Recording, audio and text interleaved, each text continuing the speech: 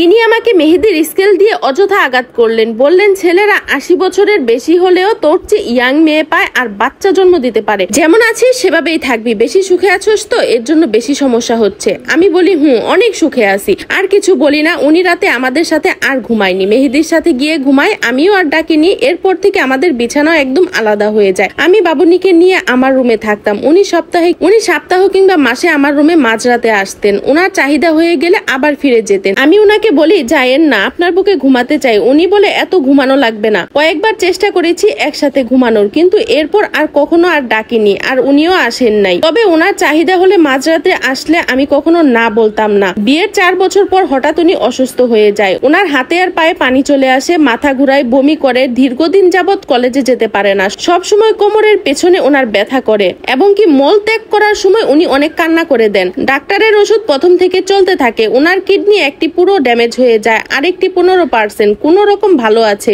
আগেও কোমর ব্যথা করতো, উনি মনে করতেন সারাদিন বসে থাকতেন, এজন্য হয়তো বা। নর্মাল ফার্মেসি থেকে সবসময় ব্যথার ওষুধ এনে খেতেন। ওনাকে ইমার্জেন্সি মেডিকেলে ভর্তি করানো হয়। আমার ভাই ইন্ডিয়া নিয়ে যাওয়ার সব রকমের প্রস্তুতি করে ফেলেন। আমি হাসপাতাল আর বাচ্চাদের টেক কেয়ার পুরো সব আমার কাঁধে এসে পড়ে। অনেক বেশি চাপ হয়ে যায়। আমি বাচ্চাগুলো ভাবির কাছে দিয়ে আমি হাসপাতালে থাকতাম, ওনার পাশে বসে থাকতাম, ওনার মাথায় হাত বুলিয়ে দিতাম, সব সময় বলতাম আপনার পাশে আছি, আমি আপনাকে ছেড়ে যাব না। ডাক্তাররা কিডনির প্রতিস্থাপনের জন্য বললেন ইমার্জেন্সি। আমার ভাই ও তার কলিগরা অনেক খোঁজ করতে লাগলেন। কিডনি কেউ সেল করতে রাজি হয় না, আর যারা সেল করতে রাজি হয় তাদের সাথে কোনো কিছু মিলেও না। তখন মনে হয়েছিল এত গরিব অসহায় মানুষ আছে, তাদের টাকার অনেক প্রয়োজন, সারাদিন হাত পেতে থাকে টাকার জন্য। আমরা 10 লাখ টাকা দিব বলেছি, তারপরেও কেউ রাজি হয় না। অনেক খোঁজাখুঁজির পর ভাগ্যক্রমে একজনকে পেয়ে যায় এবং তার সাথে সবকিছু ম্যাচও করে। ইমার্জেন্সি পাসপোর্ট বানিয়ে তাকে পাশের দেশ ইন্ডিয়াতে নিয়ে যায়। ইন্ডিয়াতে যাওয়ার আগে তার পরিবারের হাতে ক্যাশ 2 লাখ টাকা দিয়ে দেই আমরা, এবং বাকি 8 লাখ টাকা অপারেশনের আগের দিন দিব বলেছি। ভারতে যাওয়ার পর হোটেলে উঠি আমরা। অপারেশনের জন্য সকল ধরনের প্রস্তুতি শেষ হয়ে গেছে। 2 দিন পর অপারেশন হবে। যে লোকটাকে নিয়ে আমরা ভারতে যাই, অপারেশনের আগের দিন শুধুমাত্র উনি ওনার পাসপোর্ট নিয়ে পালিয়ে যায়। ওনার সাথে কোনো টাকা পয়সা কিছুই ছিল না। যে গাড়ি ভাড়া দিয়ে বাংলাদেশ যাবে সেটাও কিন্তু ছিল না। অনেক খোঁজ করেছি কোনো বিপদে পড়লো কিনা, কিন্তু ওনাকে খুঁজে পেলাম না।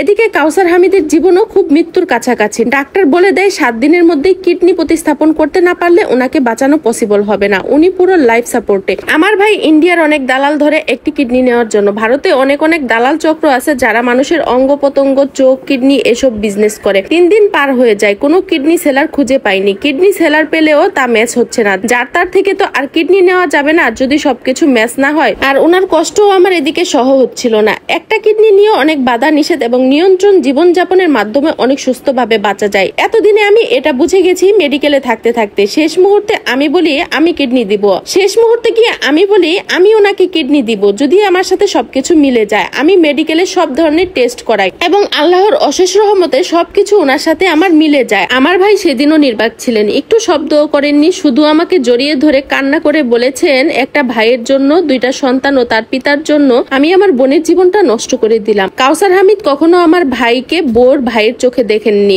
এবং আমার পরিবারও তাকে নিজের পরিবারের মতো মনে করে সব সময়। কাউসার হামিদ আমার পরিবারের জন্য ভীষণ ভালো ছিলেন। অপারেশনের আগের মুহূর্তে আমার শুধু কান্না আসতো আর নামাজ পড়তাম, কিন্তু ওনার চেহারার দিকে তাকালে আমার সব কষ্ট আমি ভুলে যেতাম। অপারেশনের আগে উনি আমাকে বলেন আমার কিছু হলে তুমি আমার 2 সন্তানকে আগলে রাখবে। বাংলাদেশ থেকে ভারত যাওয়ার আগে উনি আমার 2 সন্তানকে আমার হাতে তুলে দিয়ে যায়। যদি অপারেশনের সময় ওনার কিছু হয়ে যায়, মৃত্যুর ভয় তো সবারই থাকে। কাউসার হামিদ এটা জানে। ওনার সাথে আমার মনের মিল ছিল না, কিন্তু আমি সন্তানদের ভীষণ ভালোবাসি এবং কি ওদের আমি আজীবন আগলে রাখবো। অপারেশনের একদিন আগে থেকে আমার একদম ভারী খাওয়ার নিষেধ, শুধু লিকুইড জাতীয় খাবার খেতে দেয়। আমাকে ভর্তি করিয়ে নেয় এবং কি পুরো অবজারভেশনে রাখে একদিন আগে থেকে। আল্লাহর অশেষ রহমতে কিডনি প্রতিস্থাপন ভালোভাবে হয়ে যায়। অপারেশনের 5 ঘন্টা পর আমার হুঁশ আসে আর ওনার 1 দিন পর আমাকে 11 দিন হাসপাতালে ভর্তি থাকতে হয় এবং আমাকে নিয়ন্ত্রিত জীবনযাপন করতে বলে এবং আজীবনের জন্য কচু, লতি, কচুর শাক, ফুলকপি, মূলা অনেক ধরনের খাবার খাওয়া নিষেধ করে দেয়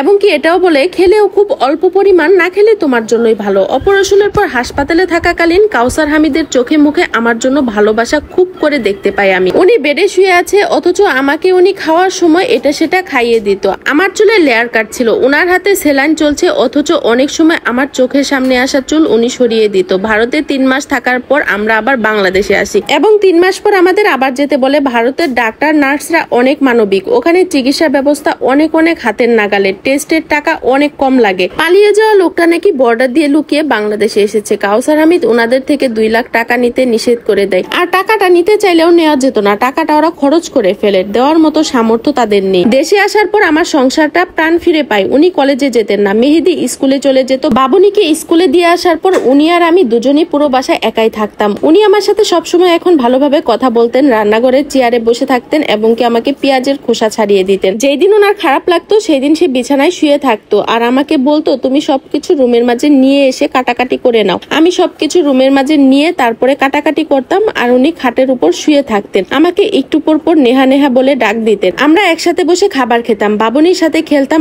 আর মেহেদি একটু বড় হয়ে যাওয়াতে লজ্জা পেত আমাদের সামনে বেশি সময় থাকতে। উনি অসুস্থ হয়ে যাওয়ার পর থেকে শারীরিক সম্পর্ক একদম অফ। তবে আমি মানসিকভাবে ভীষণ খুশি ছিলাম। আমরা ধীরে ধীরে আবার সুস্থ জীবনে ফিরে গেলাম। উনিও কলেজ যাওয়া শুরু করলেন। কলেজ গেলে আমাকে 1 ঘন্টা পর পর ফোন দিয়ে বলতেন, নেহা কি করছো তুমি? নেহা আসার সময় কিছু আনবো? নেহা এটা করব ওটা করব। আমার ভীষণ ভালো লাগতো। উনি এবার আমাকে বলতে লাগলেন, নেহা এবার তুমি একটা বাচ্চা নিয়ে নাও।